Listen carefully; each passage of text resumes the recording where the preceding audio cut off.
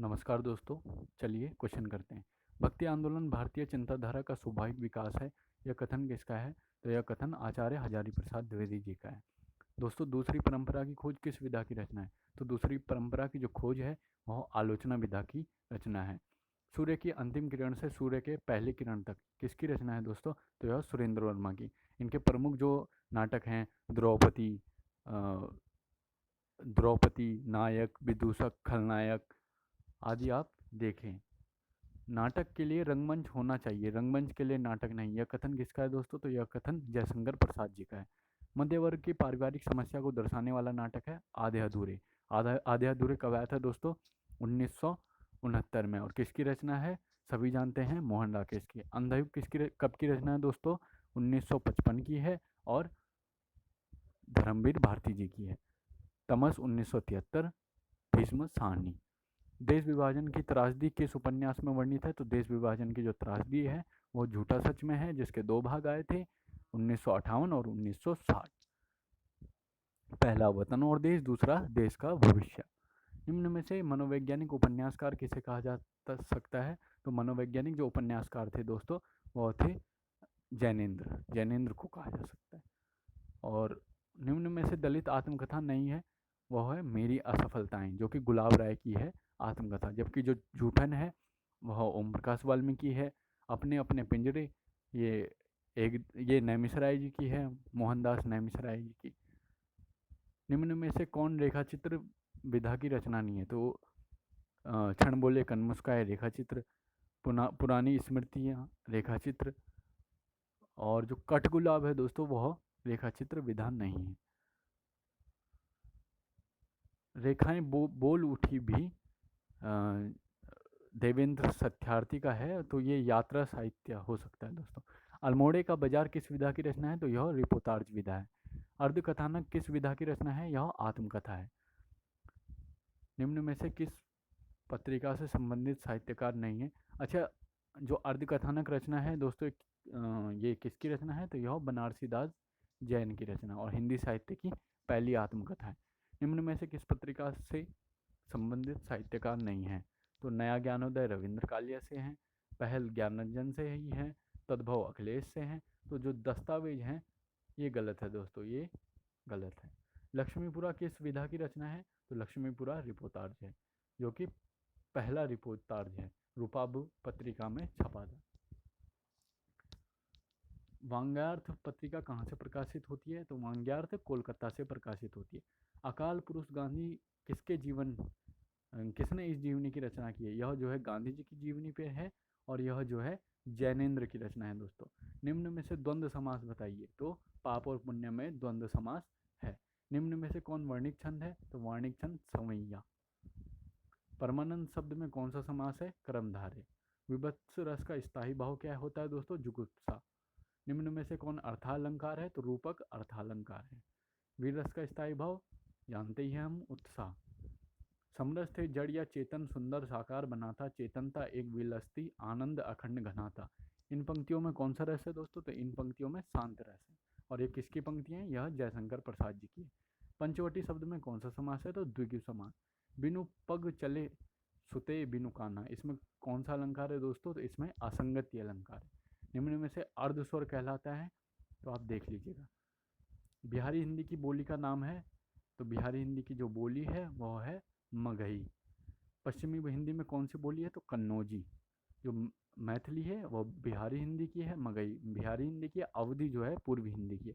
राजभाषा आयोग के प्रथम अध्यक्ष थे तो बाल गंगाधर खेर। संविधान के किस अनुच्छेद के अंतर्गत हिंदी को संघ की राजभाषा का दर्जा मिला है? तो 343 में मिला है। 348 में जो है न्यायिक काम काज के लिए जो भाषा है उसका दर्जा मिला हुआ है। भाषा की उसमें जो है अंग्रेजी का उपयोग किया जाएगा न्यायिक, उस संदर्भ में 348 में यह नियम है। भाषा की सार्थक लघुत्तम इकाई कौन सी होती है दोस्तों? तो भाषा की जो सार्थक लघुत्तम इकाई होती है वह होती है शब्द। शब्द से जो है हमें पता चलता है। महाप्राण ध्वनियाँ व्यंजन वर्ग में किससे संबंधित है? तो दूसरा और चौथा। ब्रजभाषा का क्षेत्र कौन नहीं है? तो सरगुजा जो है ब्रजभाषा का क्षेत्र नहीं है, जबकि मथुरा, आगरा, वृंदावन, धौलपुर सब जगह ब्रजभाषा का क्षेत्र है। अहेतुकी का शुद्ध रूप है, तो आप देख लीजिए दोस्तों, ये गलत है। अहेतुकी, इसे अहेतुकी बोला जाता है। किस शब्द में उपसर्ग नहीं है? तो आदरणीय में उपसर्ग नहीं है। जगन्नाथ में कौन सी संधि है? जगन्नाथ में व्यंजन संधि है। उद्योग का संधि विच्छेद होगा तो उद्योग का उत्धन योग। निम्न में से प्रत्यय रहित शब्द है दुर्गुण, अथवा व्याकरण की दृष्टि से है अव्यव है। प्रत्येक का संधि विच्छेद होगा प्रति प्लस एक। घोटक का तद्भव रूप क्या होता है दोस्तों? घोड़ा। किस शब्द में उपसर्ग नहीं है? तो अभाव में।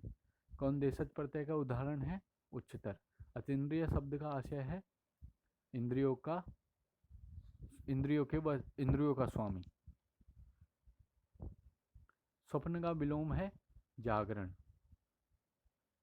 जो अधिक बोलता है उसे वाचाल। जिसने मृत्यु को जीत लिया है मृत्युंजय।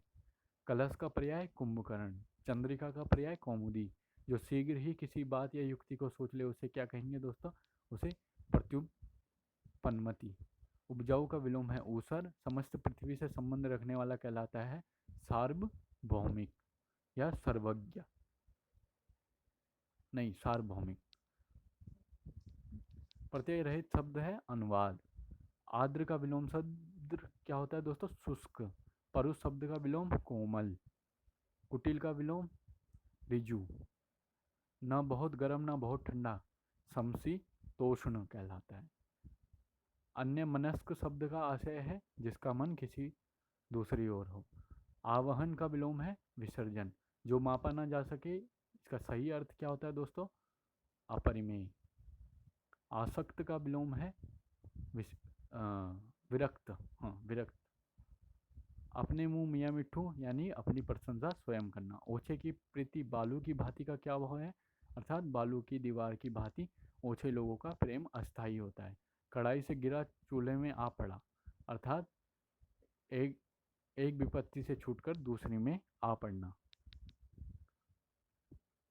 संस्कृत में हिंदी की तरह दो लिंग होते हैं दोस्तों। निम्न में से कौन किसके लिए प्रसिद्ध है? तो वक्रोक्ति के लिए कुंतक प्रसिद्ध है दोस्तों। क्षेमेंद्र जो है औचित्य के लिए प्रसिद्ध है। 84 वैष्णवन की वार्ता किस लेखक की रचना है? गोस्वामी गोकुलनाथ की। सरप्पा का संबंध किससे है दोस्तों? तो सरप्पा का सिद्ध साहित्य से। आदिकाल को वीरगाथा काल जैसे मैंने बताया ही था, रामचंद्र शुक्ल जी। पृथ्वीराज रासो की रचयिता का क्या नाम है? तो चंद्रवरदाई, जिन्हें जो है रामचंद्र शुक्ल जी पहला कवि भी मानते हैं। इसमें जो है 69 सर्ग हैं। खुमार नासों के रचयिता कौन है दोस्तों? तो खुमार नासों के जो रचयिता हैं वह हैं जगनिक। इनमें से सूरदास की कृति कौन सी है? तो साहित्य लहरी। कवितावली किसकी है? कवितावली तुलसीदास की। गीतावली भी तुलसीदास की। गंगा लहरी पद्माकर की। निम्नलिखित में से कौन सी रचना तुलसीदास जी की नहीं है? तो राममानस हम सभी जानते हैं 1631 संवत 1574 ईस्वी में रामचरितमानस तुलसीदास जी की रचना है। साकेत जो है मैथिली शरण गुप्त की है 1931 में। कबीर किस काव्यधारा का प्रतिनिधित्व करते हैं? कबीर जो है संत काव्यधारा का प्रतिनिधित्व करते हैं। इनमें से कौन सा कवि संत नहीं है? तो तुलसीदास जी हैं जो राम भक्ति शाखा के हैं, ना कि संत कवि हैं। इनमें से सूफी काव्यधारा का कवि कौन सा है? तो नावादास सूफी काव्यधारा के कवि नहीं है दोस्तों, यह राम भक्ति धारा के कवि हैं। जायसी जो है सूफी धारा के हैं। मुल्ला दाऊद सूफी अवधि में है सूफी धारा के, और कुतुबन भी अवधि सूफी काव्यधारा। निर्गुण काव्यधारा की प्रवृत्ति है रूढ़ियों और बाह्य आडंबरों का विरोध करना। वात्सल्य रस की प्रधानता में कहाँ देखने को मिलती है दोस्तों? तो वात्सल्य रस की जो प्रधानता है वो सूरदास के काव्य पे देखने को मिलती है। पद्मावत के रचयिता कौन है? तो पद्मावत के रचयिता जायसी जी हैं 1540 में। इन्हें जायसी क्यों बोला जाता है? क्योंकि यह जायस नगर के रहने वाले थे। इनके जो गुरु हैं कौन है दोस्तों? तो शेख मोइंदी। अष्टयाम के रचयिता कौन है? तो अष्टयाम के रचयिता नावादास जी हैं। पद्मावत किस भाषा में लिखा गया? तो सभी जानते हैं पद्मावत जो है अवधि भाषा में लिखा गया। 252 वैष्णवन की वार्ता गोकुलनाथ जी की रचना है। नंददास किस काव्यधारा से संबंधित है? तो सभी जानते हैं नंददास कृष्ण काव्यधारा से संबंधित थे।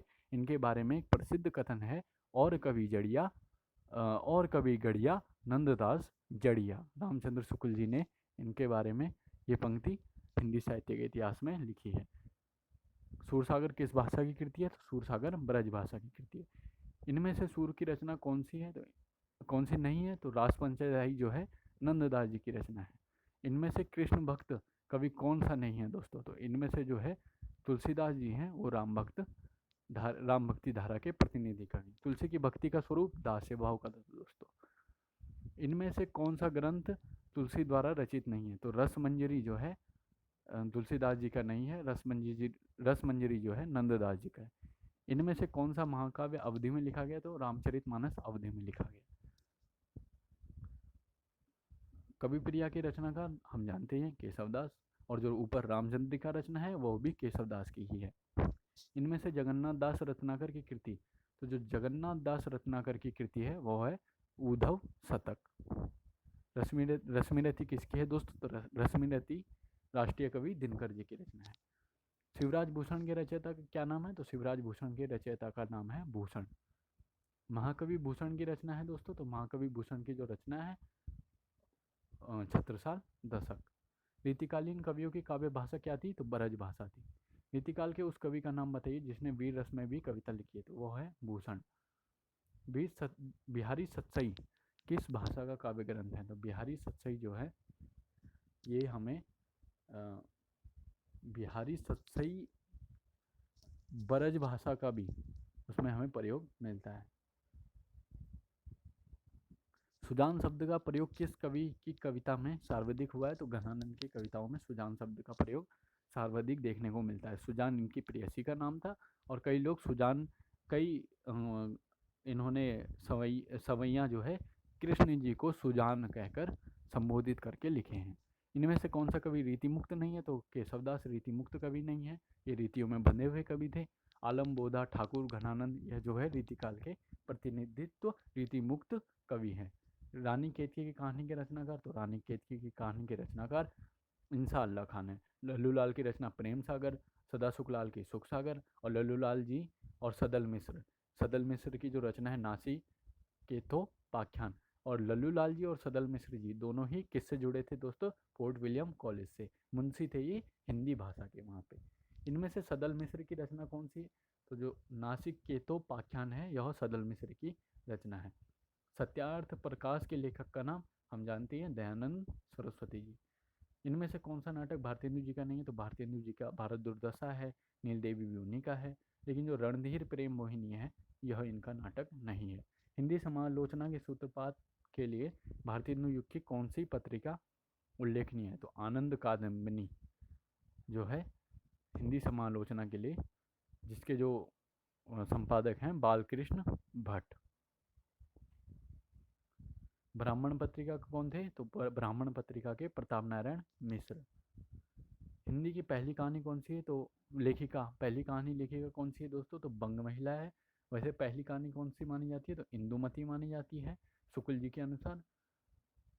और जो बंग महिला है इनका पूरा नाम राजी सेठ था दोस्तों।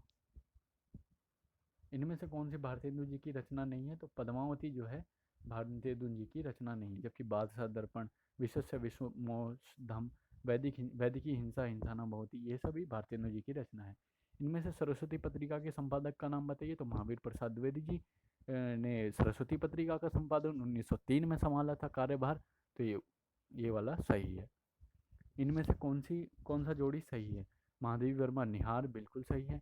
कामायनी जो है जयशंकर प्रसाद की है। तोड़ती पत्थर जो है निराला की है। और जो साकेत है मैथिली शरण गुप्त जी की। छायावाद को स्थूल के प्रति सूक्ष्म का विद्रोह किसने कहा? तो डॉक्टर नगेंद्र ने स्थूल के प्रति सूक्ष्म का विद्रोह कहा है। कौन सा कवि छायावादी नहीं है? तो जायसी जो है छायावादी कवि नहीं है। छायावाद के प्रमुख कवियों में किसमें गीतों की मधुर वेदना की मर्म अभिव्यक्ति है? तो महादेवी में छायावाद के प्रमुख कवियों में गीतों की मधुर वेदना की मर्म अभिव्यक्ति है। प्रगतिवादी काव्य सृष्टि है, तो वर्ग चेतना प्रधान मार्क्सवाद का इस पर प्रभाव पाया जाता है। इनमें से कौन सी रचना केदारनाथ अग्रवाल की नहीं है? तो युगधारा जो है केदारनाथ अग्रवाल जी की रचना नहीं है। निम्नलिखित में से कौन तार सप्तक का कवि नहीं है? तो तार सप्तक का जो है देखिए दोस्तों, जो शमशेर बहादुर सिंह हैं वह दूसरे शतक के कवि हैं। बाकी जो मुक्तिबोध हैं, अगेय हैं, रामविलास शर्मा जी हैं, गिरजा कुमार माथुर हैं, प्रभाकर माचवे हैं, ये सभी जो है तार सप्तक के कवि हैं। आगे कौन से वाद के हैं? तो आगे प्रयोगवाद के कवि हैं। अस्तित्ववाद का इन पर प्रभाव पाया जाता है। निहार की रचना किसने की है? तो निहार की रचना महादेवी वर्मा जी ने की है। इनमें से कौन सा जोड़ा सही है? प्रियप्रभास हरिओद की रचना 1914 में। सांध्य गीत महादेवी वर्मा जी का है। आंसू जो है जयशंकर प्रसाद जी का। और साकेत मैथिली शरण गुप्त जी का। प्रयोगवाद के प्रवर्तक के अनुसार प्रयोगवादी कवि का मुख्य तथ्य क्या है? तो नई राहों का अन्वेषण। गुलाबी बन्नो कहानी है। गुलाबी बन्नो जो है धर्मवीर भारती जी की कृति है। अलका जयशंकर प्रसाद के किस नाटक की पात्र है? तो अलका जो है चंद्रगुप्त नाटक की पात्र है। अशोक के फूल निबंध के रचयिता? तो अशोक के फूल हजारी प्रसाद द्विवेदी जी 1948। प्रसाद द्वारा रचित इरावती कैसा उपन्यास है? तो यह एक ऐतिहासिक उपन्यास है। इनमें से कौन सा उपन्यास प्रेमचंद का नहीं है? तो शेखर एक जीवनी जो है, जो कि सच्चिदानंद हीरानंद वात्स्यायन अगेय का है। 1940 में पहला भाग, 1944 में दूसरा भाग। तो दोस्तों धन्यवाद।